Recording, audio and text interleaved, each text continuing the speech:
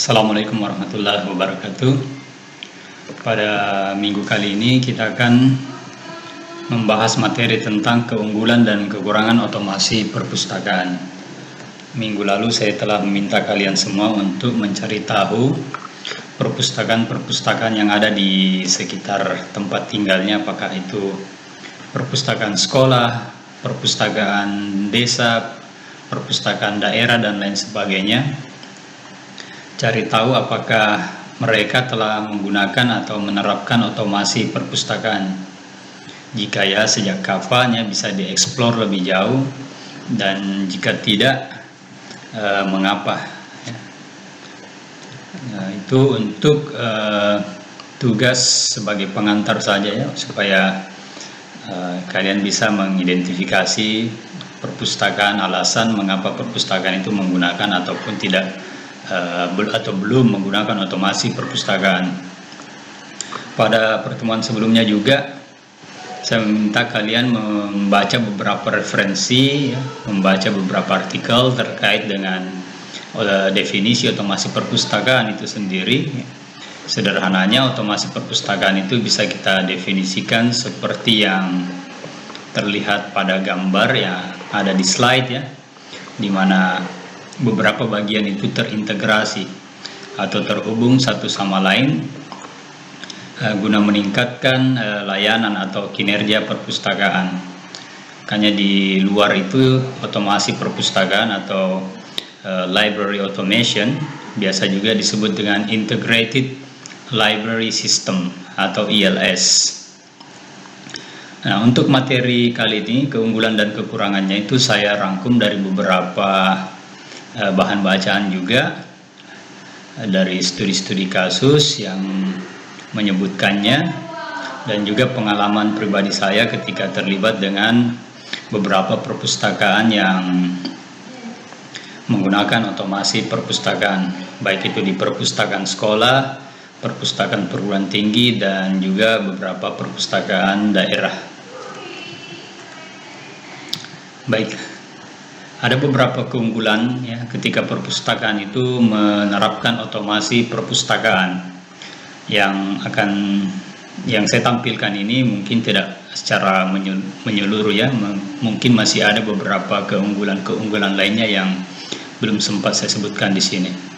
Yang pertama yakni tenaga perpustakaan itu akan bekerja lebih profesional ya, karena sebagaimana teknologi ya sudah hampir semua sektor dalam kehidupan ini bersentuhan dengan teknologi.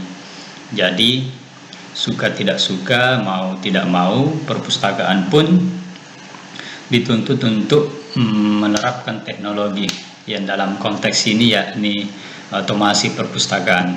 Dengan adanya teknologi seperti itu, tentunya tenaga perpustakaan, apakah itu pengelola ataupun pustakawan sendiri, itu diarahkan untuk bekerja lebih profesional, karena mereka akan banyak menggunakan waktunya dalam mengoperasikan sistem tersebut.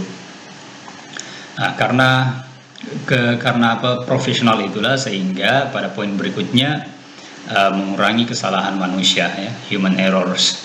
Ketika pekerjaan atau rutinitas di perpustakaan beberapa dekade yang lalu masih konvensional atau dominan dikerjakan oleh tenaga manusia, seperti misalnya pelayanan, pencatatan, peminjaman dan pengembalian, ya, laporan ya, dan lain sebagainya, itu masih dominan dikerjakan oleh manusia. Kini dengan adanya bantuan teknologi, itu minimal bisa meminimalisir bahkan menghindari kesalahan-kesalahan yang sering dilakukan oleh manusia, seperti contoh tadi.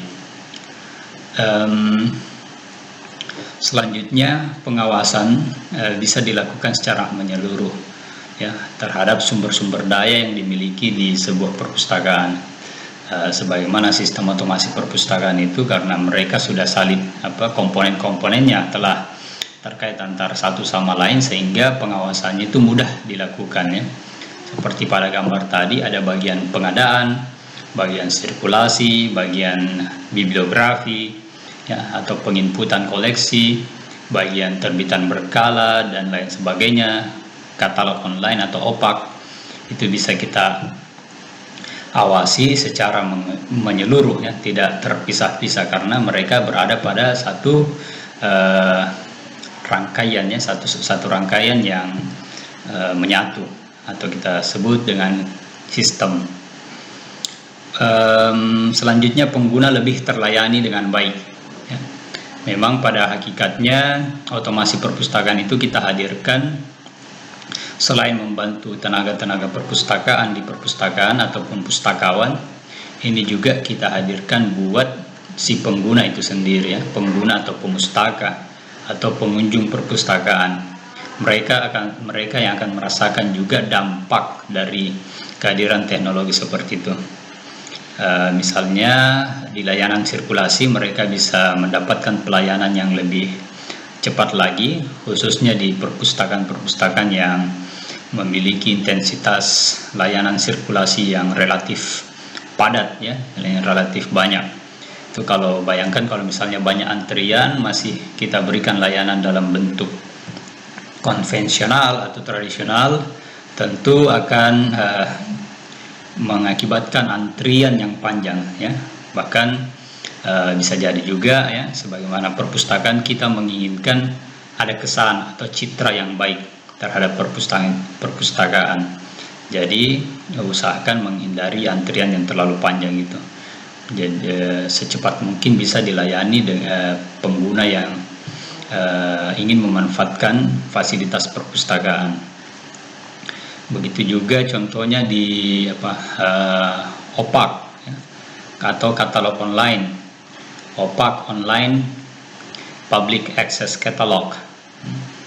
Nah, ini bagian dari sistem otomasi yang paling sering juga digunakan oleh para pengguna atau pengunjung atau pemustaka, ya. Jadi mereka ketika katalog tersebut telah di-online-kan, mereka ada waktu untuk menelusuri terlebih dahulu koleksi-koleksi yang dimiliki perpustakaan sebelum mereka berkunjung ke perpustakaan untuk meminjamnya. Bahkan sekarang, ya, semakin canggih juga, ada katalog juga ternyata sudah menyediakan juga versi elektronik dokumen tersebut, seperti misalnya e-book, e-jurnal, ya, majalah elektronik, ya, dalam bentuk elektronik yang telah tersediakan. Artinya itu dimanapun dan kapanpun pengguna atau pemustaka itu bisa mengaksesnya, ya, gitu. Nah, selanjutnya katalog bahan pustaka lebih cepat dan akurat. Nah, ini manfaatnya kepada tenaga perpustakaan atau pustakawan itu sendiri, ya, di mana dulu mengkatalog itu kita kenal ada istilah kartu katalog atau card catalog, ya, yang digunakan ketika teknologi tidak secanggih seperti saat ini, ya, di mana ada mesin khusus untuk itu, mesin pemotongnya dan lain sebagainya. Nah, sekarang dengan adanya otomasi tetap ada entry data, ya, ada entry data menginput menggunakan laptop atau komputer yang digunakan untuk penginputan tersebut. Biasanya ada pada modul bibliografi, ada yang menyebutnya modul bibliografi, ada juga yang menyebutnya modul acquisition, pengadaan.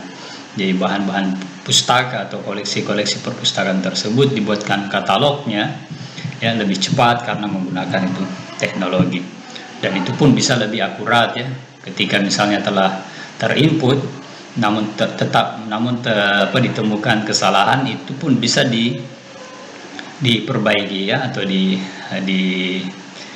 review, bisa diperbaiki kembali. Nah, dengan satunya sistem tersebut, maka pendataannya juga lebih terorganisir. Karena apa?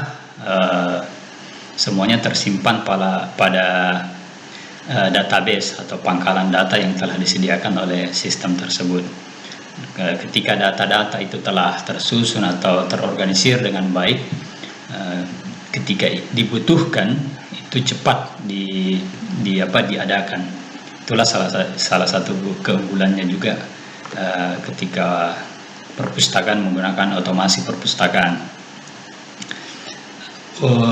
Keunggulan lainnya ya sirkulasi ya. Saya kira tadi sudah saya singgung bahwa otomasi perpustakaan salah satu yang paling sering dimanfaatkan itu oleh pengguna, yaitu di bagian sirkulasi, peminjaman dan pengembalian. Denda pun bisa kita jumpai di sana, laporan-laporan terkait ya. Kadang-kadang sistem juga mengingatkan mana-mana pemustaka yang sudah hampir terlambat mengembalikannya, sehingga bisa diberikan peringatannya bahwa buku ini akan, atau koleksi yang dipinjamnya sudah akan habis ya masa tempo peminjamannya ya, dan sebagainya. Saya kira masih banyak sekali keunggulan yang belum sempat saya sebutkan di sini, namun insya Allah nanti setelah praktikumnya kalian akan merasakan bagaimana otomasi perpustakaan itu sendiri. Insya Allah praktikum nanti setelah kalian betul-betul memahami konsep otomasi perpustakaan ini. Begitu pula dengan kekurangan dan tantangannya, yang pada slide ini hanya beberapa saja yang saya sebutkan. Nanti kalian akan menemukan mungkin kekurangan dan tantangan lainnya pada otomasi perpustakaan. Yang pertama, banyak waktu yang dibutuhkan ya. Maksudnya di sini ya memang khususnya perpustakaan yang baru akan mengadakan atau menerapkan otomasi perpustakaan, akan banyak waktu yang dibutuhkan untuk ya, mulai dari proses dari perencanaannya ya, pengadaannya hingga instalasi, pengoperasian dan juga maintenance atau pemeliharaannya. Ya, pengalaman pribadi ya memang ketika perpustakaan itu hendak menggunakan otomasi perpustakaan pertama kalinya, maka waktu yang paling banyak dibutuhkan itu ketika menginput ya atau memasukkan data-data koleksi perpustakaan itu sendiri. Biasanya kalau di perpustakaan sekolah yang jumlah koleksinya tidak terlalu banyak ya, itu mungkin bisa ya, bisa dialokasikan waktu beberapa bulan. Namun jika perpustakaan itu seperti perpustakaan perguruan tinggi ya, yang memiliki mungkin ratusan ribu judul bahkan lebih, nah, tentu ini juga membutuhkan waktu yang lebih banyak lagi dalam hal penginputan ya. Belum lagi ketika menguji coba atau mengoperasikannya sistem tersebut ya. Ini nanti juga akan kalian pahami betul ketika praktikumnya. Kita akan uji cobakan dengan menginput beberapa koleksi. Namun ada juga ya ini keunggulan yang belum saya sebutkan tadi, itu ada namanya copy katalog ya. Seperti misalnya perpustakaan sekolah pada umumnya itu ya, mereka memiliki koleksi yang sama ya, mirip lah ya, hampir sama koleksi yang mereka miliki. Katakanlah perpustakaan sekolah A, perpustakaan sekolah B ya, pada umumnya nih memiliki koleksi yang sama ya. Apakah perpustakaan A ini yang telah menginput ke seluruh koleksi yang dimilikinya, sementara yang B belum sama sekali, apakah perpustakaan B ini akan menginput ulangi? Nah, ini sebenarnya bisa melakukan copy cataloging itu tadi ya, menyalin katalog dari perpustakaan A yang telah menginput secara keseluruhan koleksi yang dimilikinya ya. Ini dengan catatan koleksinya hampir sama ya, hampir sama. Nanti kita akan dalami lagi itu. Selanjutnya ya, tantangannya itu biaya yang tidak sedikit ya, namanya teknologi, tentu saja ada alat-alat ya seperti hardware dan juga software yang akan digunakan ya. Selain itu juga berkaitan dengan poin selanjutnya, yaitu SDM itu sendiri ya, perlu pelatihan kepada tenaga perpustakaan yang nantinya akan menjalankan sistem tersebut. Ya, namun ketika sistem tersebut juga harus terus mendapat perhatian atau kontrol dari orang-orang yang ahli di bidang IT ya. Tentu itu semua membutuhkan alokasi anggaran yang cermat ya, yang cermat. Nah, jadi memang diakui bahwa biaya yang digunakan itu tidak sedikit, namun kalau kita cermat dalam menggunakan anggaran itu bisa kita optimalkan ya, bisa kita efisiensikan. Biasanya yang paling berat itu di awal-awalnya ketika kita hendak mengadakan otomasi perpustakaan ya. Apakah otomasi perpustakaannya ada dua jenis ya, ada yang berbayar, ada juga yang free open source. Free open source maksudnya itu terbuka kode ya, terbuka ke bahasa pemrogramannya, skripnya, artinya sistem tersebut bisa kita modifikasi. Yang berbayar pun itu jelas biasanya paket ya, ada paket sudah masuk hardware dan juga sistemnya serta pelatihan yang mereka sediakan buat tenaga perpustakaan yang nantinya akan menjalankan sistem tersebut. Begitu juga biaya maintenance ya, perawatan. Nanti kita akan dalami lagi lebih nih ya, lebih jauh. Kira-kira berapa biaya yang dibutuhkan ketika perpustakaan itu ingin menerapkan otomasi perpustakaan. Tentu berbeda ya, perpustakaan sekolah, perpustakaan desa, perpustakaan daerah, perpustakaan perguruan tinggi itu jelas sangat berbeda dari segi biayanya. Selanjutnya ketergantungan pada listrik ya. Ya memang kita akui bahwa tidak semua juga teknologi itu tergantung dengan adanya listrik. Ada beberapa alat-alat teknologi juga ya di era saat ini tidak menggunakan listrik. Misalnya menggunakan tenaga sinar matahari atau bensin ya, seperti motor, mobil, kereta listrik menggunakan listrik ya. Lampu jelas menggunakan listrik ya. Nah, dalam konteks perpustakaan, otomasi perpustakaan ini karena ada hardware ya, ada hardware yang ada sistem yang menjalankan hardware tersebut. Jadi memang sangat tergantung dengan hadirnya listrik ini. Namun apakah katakanlah apabila listrik itu putus atau mati lampu, apakah layanan itu stop juga? Saya kira tidak perlu di stop ya, tetap dilanjutkan memberikan pelayanan, biasanya di bagian sirkulasi ya, tetap memberikan pelayanan yang mungkin kembali ke cara-cara tradisional terlebih dahulu ya, dengan mencatat nomor anggota, kode barcode bukunya dan lain sebagainya, dicatat saja dulu ya. Setelah listrik normal kembali barulah diinput kembali satu persatu. Ini agar layanan tetap jalan ya, tetap jalan, karena perpustakaan itu selalu ingin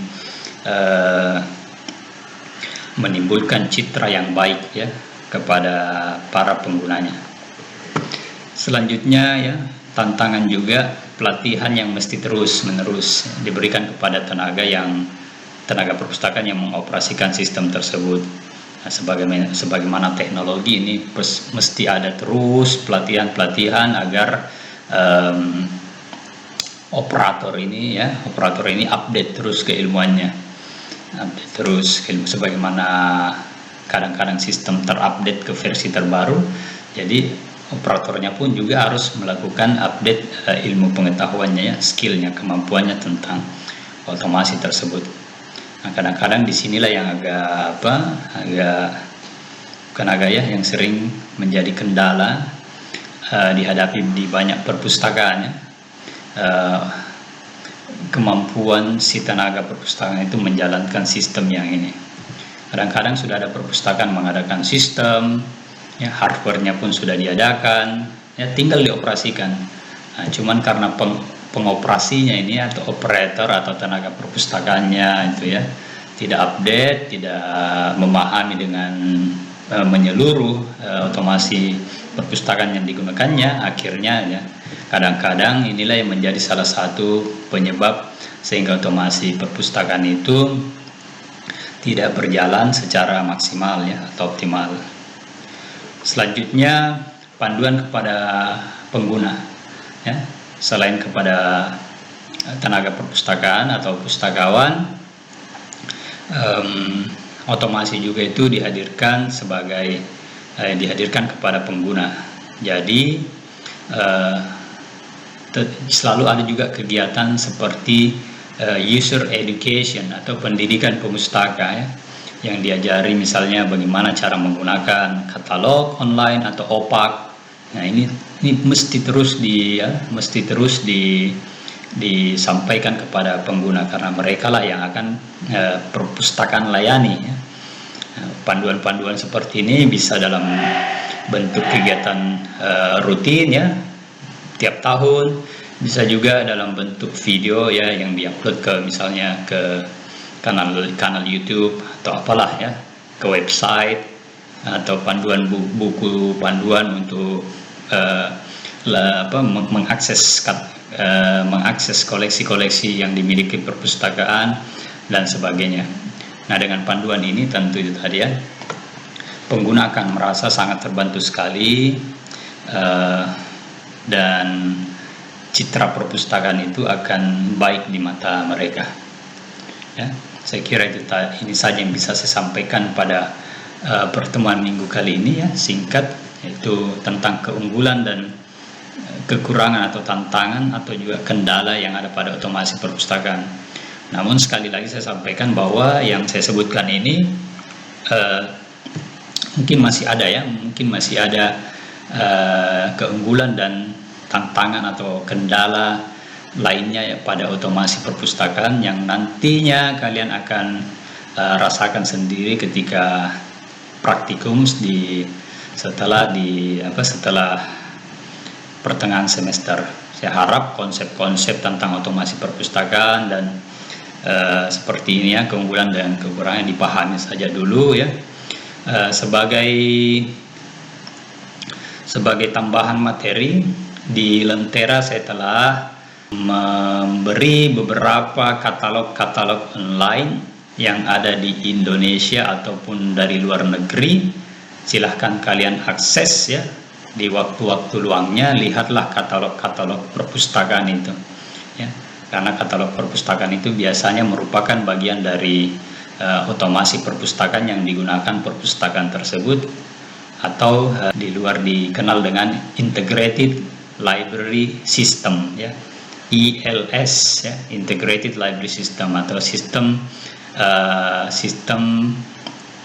perpustakaan yang terintegrasi ya. Sistem itu komponen-komponen yang saling terkait satu sama lain. Baik ya, saya kira ini saja materi yang saya sampaikan. Jika ada yang kurang jelas, silahkan boleh tanyakan di grup WhatsApp ya, supaya teman-teman yang lain bisa menyimak, atau juga bisa di fitur chat Lentera ya. Untuk tugas yang lalu, saya harap semuanya bisa menemukan perpustakaan di sekitar tempat tinggalnya masing-masing saja. Apakah perpustakaan sekolah, ada perpustakaan di desanya situ, boleh ditanyakan ya. Pertanyaan sederhana itu. Baik, saya akhiri. Assalamualaikum warahmatullahi wabarakatuh.